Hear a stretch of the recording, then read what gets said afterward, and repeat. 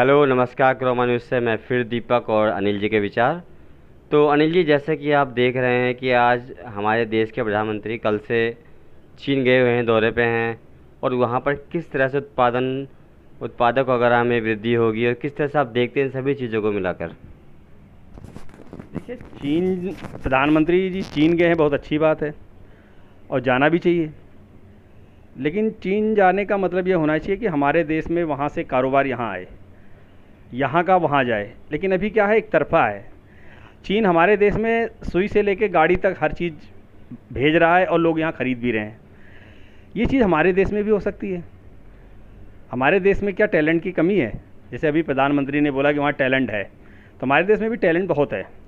तो talent use हो, क्योंकि बहुत लोग हमारे देश में स्किल हैं, बहुत ज़्यादा सीखते हैं, हर चीज़ जानते हैं, मोटर गाड़ी बनाना, छोटे प्रोडक्ट बनाना। लेकिन वो कहीं ना कहीं पैसे की वजह से, प्रोडक्शन की वजह से, कि बना लेंगे तो बेचने कहाँ जाएंगे, रख रखाव कैसे करेंगे, लेबर कहाँ से आएगी। तो सरकार को चाहिए कि उनको सब्सिडी दे, उनको सस्ती दरों पे लोन मुहैया कराए और उनकी मार्केटिंग करे और अपना माल पहले तो इंडिया में ही बेचे, इंडिया के बाद बाहर जाने की सोचें, क्योंकि इंडिया में ही बहुत ख़रीदार हैं।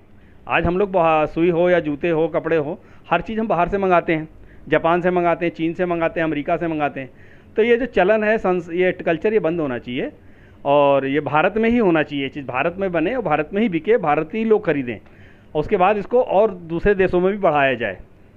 अच्छा, चलिए, ये तरह उत्पादन का विचार अगर हम बात करते हैं कि अमेरिका का जिस तरह से हमारे ऊपर टैक्स लगाया जा रहा था, तो अब क्या है कि वहाँ से रूस भी साथ में आ गया है, चीन भी साथ में आ गया है और इंडिया तो है ही। नहीं नहीं नहीं नहीं नहीं नहीं, देखो, अमेरिका का शायद जैसे न्यूज़ पे चल रहा है, वो ये बता रहा है कि उसको कोई अवार्ड लेना है, इसलिए दबाव प्रेशर बना रहा है। लेकिन भारत प्रेशर में नहीं आने वाला है।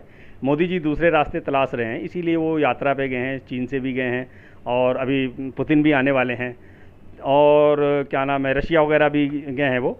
तो पुतिन भी आने वाले हैं, तो एक बड़ी बैठक होने वाली है, बहुत जल्दी इसका सोल्यूशन निकल आएगा। बाकी अमेरिका के दबाव में हम आने वाले नहीं हैं। अमेरिका ने पहले 25% टैरिफ लगाया।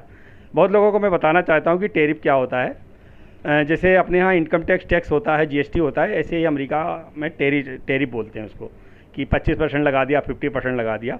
तो हम इसको टैरिफ ना बोल के टैक्स बोलेंगे कि टैरिफ क्या है, बाई टैक्स क्या है। तो ये जीएसटी है एक प्रकार के, जैसे हमारे भारत में जीएसटी बोलते हैं, ऐसे अमेरिका में इसको टैरिफ बोला जाता है।